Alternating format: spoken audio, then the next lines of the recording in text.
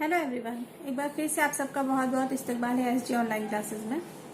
इस वीडियो का जो टॉपिक है वो है बिहार बोर्ड क्लास 10 की बुक रोशनी का चैप्टर नंबर 3, जो कि एक गुजराती कहानी है वातुर्क के किनारे।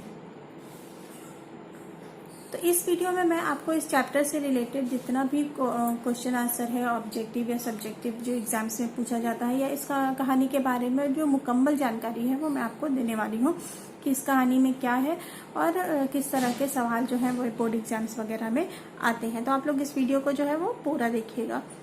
वीडियो स्टार्ट करने से पहले आप लोग प्लीज़ अगर वीडियो अच्छा लगे तो लाइक कीजिए और सब्सक्राइब कीजिए। आइए स्टार्ट करते हैं वीडियो को। चैप्टर नंबर 3 जो कि गुजराती कहानी है वातुर्क के किनारे, जिसको किसने लिखा है? एक गुजराती अफसाना निगार पन्ना लाल पटेल ने, और इसका उर्दू में तर्जुमा करके आपके निसाब में जो शामिल है उर्दू तर्जुमा, वो तर्जुमा किसने किया है? मजहरुल हक अलवी ने। तो आइए क्वेश्चन आंसर स्टार्ट करने से पहले हम लोग इस अफसाने या इस कहानी के बारे में थोड़ा सा जान लेते हैं कि इस कहानी में क्या है। वातुर्क के किनारे, जेर निसाब अफसाना वातुर्क के किनारे के तख्लीककार यानी कि जो इसके लिखने वाले हैं, जिन्होंने ये लिखा है, पन्ना लाल पटेल है।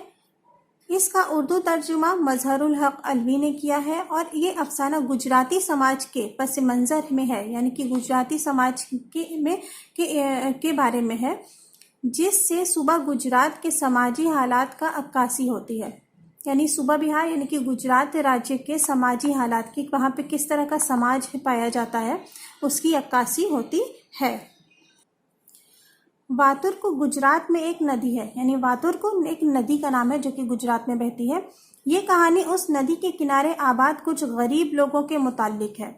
इस कहानी का मरकजी ख्याल समाज के दौलतमंदों और जंगलों के उन मुजालिम को उजागर करता है जिसके तहत वो अपने दौलत के घमंड में गरीबों पर तरह तरह के मुजालिम ढाते हैं, यहाँ तक कि गरीबों की इज्जत व नामूस को भी अपने पांव तले रौंदने से बाज नहीं आते। यानी कि ये जो कहानी है वो एक नदी के, वातुर्क नदी के किनारे एक छोटे से कस्बा या गांव की है, जहाँ पे बहुत गरीब लोग रहते हैं और उन गरीबों पे किस तरह से जो अमीर है या ज़मींदार लोग होते हैं या जिनके पास पैसा होता है वो किस तरह से उनके ऊपर जुल्म करते हैं, उसके मुतालिक है। तो ये अब कहानी शुरू करते हैं। वातुर्क नदी के किनारे एक गरीब खानदान में नवल नाम की एक लड़की रहती थी। तो ये जो कहानी है वो नवल, इसलिए ये लड़की इस कहानी का मरकजी किरदार है। नवल इसी के इर्द गिर्द घूमती रहती है, पूरी कहानी इसी के बारे में है। वातुर्क नदी के किनारे एक गरीब खानदान में नवल नाम की एक लड़की थी। वो लड़की यतीम थी और अपने खाला खालू के घर रहती थी। खालू ने उसकी शादी कर दी थी। लड़का घर जमाई बनकर रहता था, लेकिन वो गैरतमंद था, इसलिए ससुराल की जिल्लत को बर्दाश्त नहीं कर सका और अचानक घर से भाग गया। यानी कि इसका जो शौहर था वो घर जमाई बन के रहता था और कुछ जैसे ससुराल की बातें शायद उसको नागवार गुजरती थी, इसलिए वो घर छोड़ करके भागकर लापता हो गया। मजबूरन नवल की दूसरी शादी कर दी गई, लेकिन नवल के खालू की मजबूरी की वजह से उसको भी घर जमाई बनकर रहना पड़ा। नवल एक खूबसूरत लड़की थी, लेकिन गुर्बत की वजह से ये खूबसूरती उसके लिए मुसीबत थी। गुर्बत यानी गरीबी इसके लिए मुसीबत थी। चुनांचा एक दिन सामान लाने के लिए वो बाजार गई तो उस गांव के एक दबंग मुखिया ने उसे सरबाजार छेड़ दिया। यानी कि नवल जो थी बहुत खूबसूरत लड़की थी, लेकिन क्योंकि वो गरीब थी तो अमीर लोग जो थे उस वक्त गरीबों को अपनी पर्सनल प्रॉपर्टी समझते थे, तो ये खूबसूरती उसके लिए बहुत मुसीबत थी। तो एक दिन वो बाजार गई और वहाँ के एक दबंग और अमीर मुखिया ने उसको छेड़ दिया। नवल के शौहर को ये बात मालूम हो गई। उसकी गैरत को जोश आ गया और उसने उस मुखिया को कत्ल कर दिया। केस मुकदमा हुआ और वो गिरफ्तारी के डर से जंगल में भाग गया और साधु का भेष बदलकर रहने लगा, लेकिन ना वो अपनी बीवी से बात कर पाता था और ना मिल पाता था। वातुर्क के किनारे यही तो जिंदगियां खामोश थी, बस सब काम अपने मामूल से हो रहा था।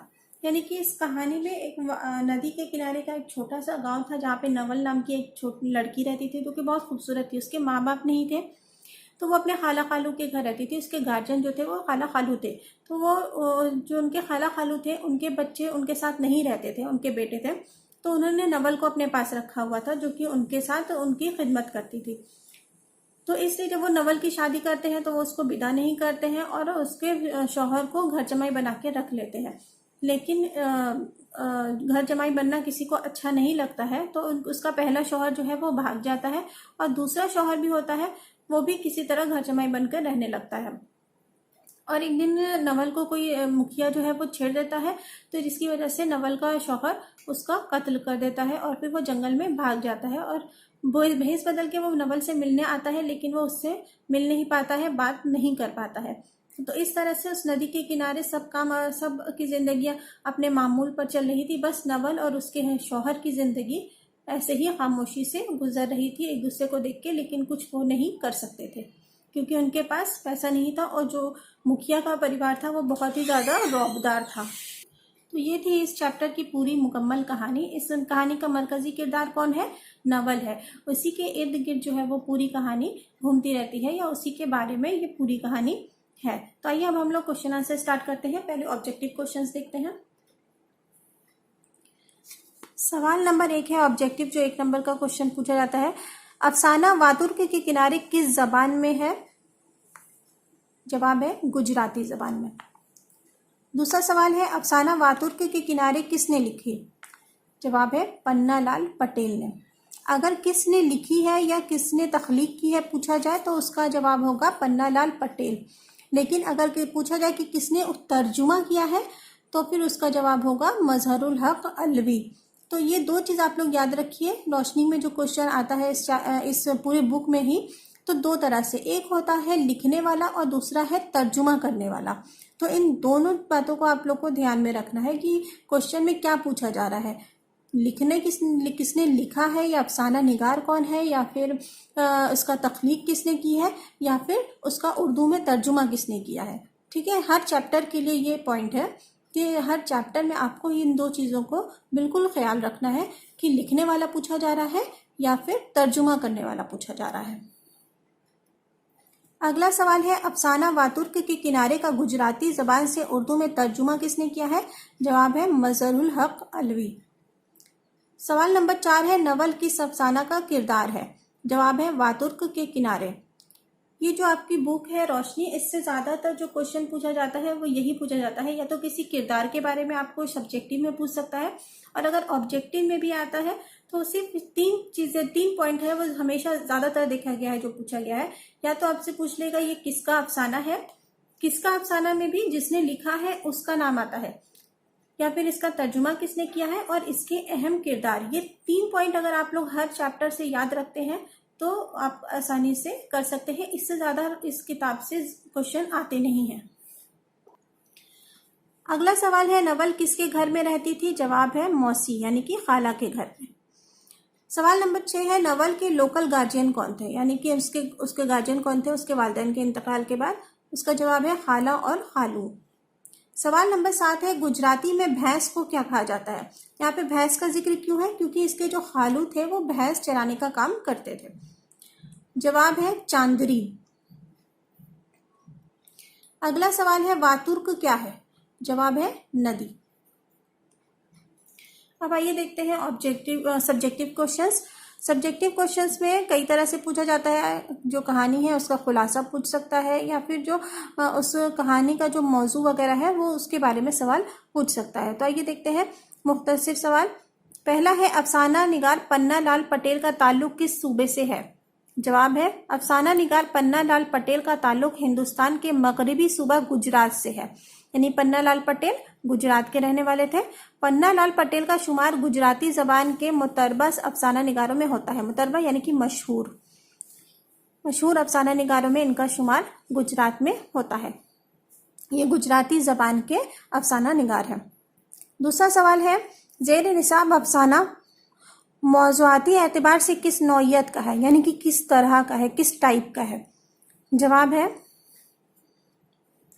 ज़ेर निसाब अफसाना मौज़ूआती एतबार से यानी कि इसका मौजू के एतबार से एक समाजी अफसाना है, जिसमें एक मामूली घर का गरीब शौहर, जिसको हालात और मौजूदा समाज की नाइंसाफियों ने खूनी बना दिया, अब वो ज़माने की चोटें खाता हुआ दरबदर भटक रहा है, भेस बदल कर गुमनामी जिंदगी जी रहा है। यानी कि जो अफसाना है वो किस एतबार का है, एक समाज के बारे में बताया गया है, गुजराती समाज के बारे में, जहाँ अमीर और गरीब में गरीबी के समाज के बारे में, कि अमीरों को कुछ भी करने का हक है, और अगर गुस्से में जो गरीब है वो कुछ किसी तरह का रिएक्ट करता है तो उससे कितनी बड़ी गलती हो सकती है। तो ये एक समाजी अफसाना है।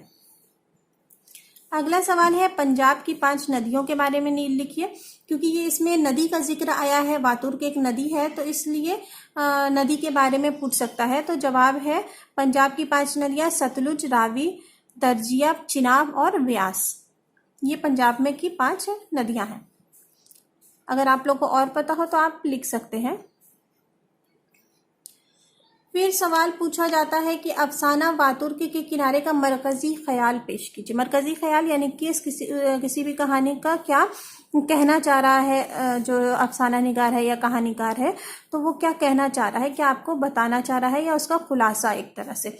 यह अफसाना वातुर्की के किनारे अपनी समाजी हसायत के साथ किस हद तक वाबस्ता है, मुख्तसर जवाब दीजिए। तो दोनों तरह से पूछा जाए, दोनों में आपसे अफसाने के बारे में, उसकी कहानी के बारे में पूछा जा रहा है। हो सकता है घुमा फिरा करके पूछा जाता है क्वेश्चन, तो कैसे भी पूछा जाए तो आपको इस कहानी का खुलासा, जो मैंने अभी शुरू में आपको बताया है, पूरी कहानी का जो सारांश है या जो खुलासा कहिए, तो वही आपको लिख देना है कि इस कहानी में क्या बताया गया है। तो ये था ये चैप्टर नंबर 3 वातुर्की के किनारे। आई होप आप लोगों को अच्छा लगा हो। आप लोगों से एक छोटी सी और बात है कि मैंने देखा है कि बहुत सारे लोग हैं जो चैनल देखते हैं, वीडियोस देखते हैं, पर चैनल को लाइक या सब्सक्राइब नहीं करते हैं। तो भाई प्लीज़, अगर आप देख रहे हैं तो एक लाइक करने में क्या जाता है या सब्सक्राइब करने में क्या जाता है, तो प्लीज़ चैनल को सब्सक्राइब कीजिए। Thank you.